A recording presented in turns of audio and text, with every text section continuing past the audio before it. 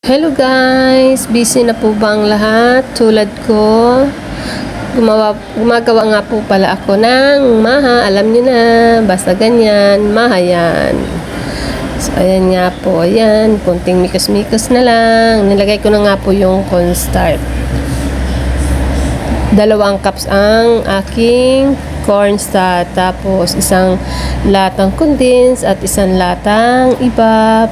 Isang latang whole corn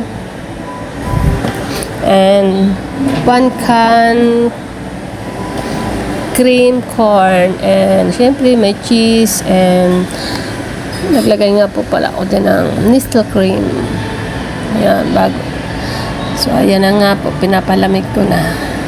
Ayan. Tapos yung gata is 350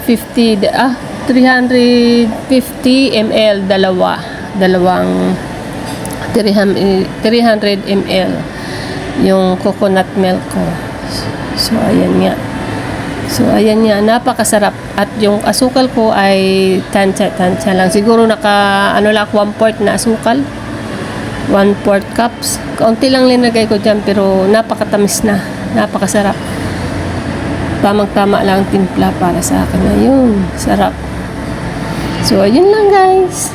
Thank you for watching. Bye-bye!